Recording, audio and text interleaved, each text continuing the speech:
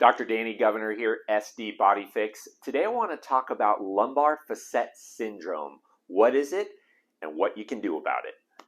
So what is lumbar facet syndrome? Well, facet syndrome is when the joints of the spine that guide our motion start to change in shape, they get inflamed, they get rough, and they can cause pain and stiffness. The joints I'm talking about are right here, right on the bottom, and this is what guides our motion when bending, lifting, and twisting. Unfortunately, as time progresses, due to injury, wear and tear, age-related changes, or just simply genetics, they can change shape. We can get little bone spurs. They can become inflamed. There's a little capsule that can also become inflamed, and this can lead to pain, stiffness, and reduced motion. So then what do we do about lumbar facet syndrome? How do we not only get rid of the pain, but improve mobility and improve stability? Well, there's a few exercises that I like to focus on when getting started. Now, remember, it can be really painful. So these are going to be geared toward getting just a little bit of motion and then also really stabilizing, keeping those joints nice and solid when performing our daily activities. So the first one is called a modified pelvic tilt. And this is how you're going to do it. Okay, you're going to lie on your back. Now the goal with this is to not have too much movement in the spine. So we're going to start real slow. If you haven't worked on your core, done any core strength or core stability for a long time, these can be difficult, and they can also cause some pain in the low back due to lumbar facet syndrome. So get on your back. We're going to bend the knees, put your feet flat on the ground. You can do it on a yoga mat. You can do it on your bed. It doesn't matter. First thing we're going to do is we're going to take our tailbone right here, and we're going to just gently press into the ground. We're going to press, and we're going to hold for 10 seconds. If it's too painful, back off a little bit. Okay, when we're done with that, we're going to try to flatten the back. That's going to activate these front muscles a little bit more, feeling like someone's going to punch you in the stomach. And we're going to really press, hold for 10 seconds, and then let go. Now, once again, if this causes pain, just back off a little bit, but we have to begin to activate these muscles. It's super important. Now we're going to add in a little something here with both of those moves. So first, if we press our tailbone into the ground, we're going to squeeze those glutes together real hard. We're going to try to contract these big muscles, the glutes, while we do that same move. So I'm pressing my tailbone into the ground, and then I'm squeezing the glutes, squeezing the butt cheeks really hard. We're going to hold that for 10 seconds.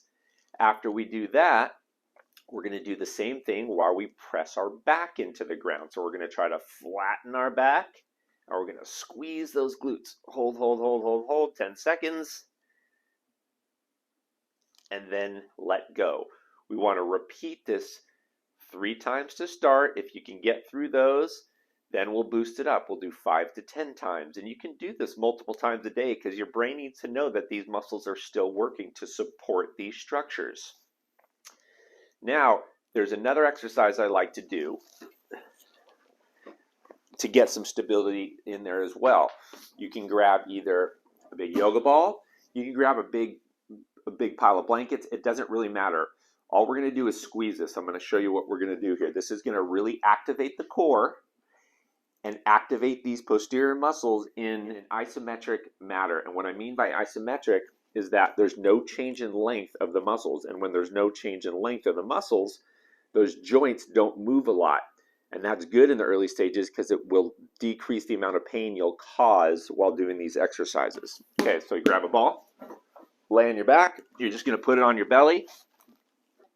If you can lift up your legs, do it. If you can't, it's okay to leave it on the ground. But all you're going to do is you're going to take your arms and you're going to press into the ball really hard. And then you're going to take your legs and you're going to press into the ball really hard. You're going to squeeze 10 seconds and then let go. And then you're going to repeat this 3 to 5 times. And if you can do that, we're going to go to 5 to 10 times. Okay, that takes care of the stability side of things. And we can build on those. Trust me, sky's the limit on these exercises, but this is a good place to get started. Now, The next thing we want to work on is mobility. Now, this is where it can be a little uncomfortable. Ultimately, it's going to feel really, really good because that motion that you haven't had for a long time is necessary to perform your daily activities. This is what's going to start getting you back out there to do the things you love to do. So we're going to start with some basic cat-cows. The transition here can be a little uncomfortable, so take it slow. So this is how you do it. You're going to get on your hands and knees. I want those hands underneath your shoulders and the knees underneath your hips. Get a nice wide base. Stay real stable. And then we're going to transition from a cat to a cow. So a cat is when the back's real arched. We're going to keep it real simple. If you can focus it more on the low back, that's fine. If not, we can do the entire spine. We're going to arch the back, let that head drop. Take a deep breath in. As we breathe out, we're going to extend and stick our butt up just like that. This is where facet syndrome can get really uncomfortable. So if it's uncomfortable, just don't go quite as far. We're going to arch, breathe in, and as you breathe out, we're going to extend.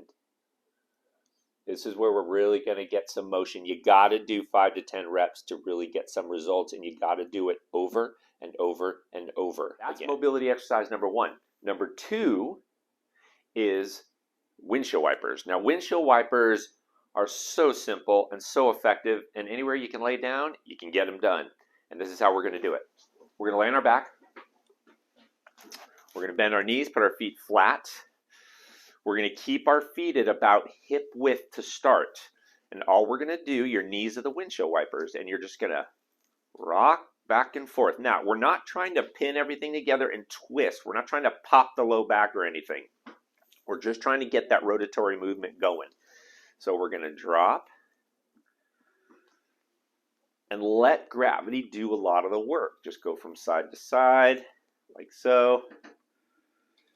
These ones, you want to do a lot of them, 10 to 20 reps over and over. These are great in the morning when everything's super stiff. This will get that mobility going. It'll get some fresh blood to the muscles. This is a great starting point for mobility in regards to lumbar facet syndrome. Do a bunch of these. And then just repeat over and over throughout the day. This has taken years to get this way usually. Lumbar facet syndrome is usually age-related. We see it in 40s, 50s, 60s, 70s after the damage has been done. So you got to do them over and over to undo these many years of not only abuse, just repetition of movements that we do throughout the day. Give them a try, be consistent, and I'll bet you'll start to see some relief.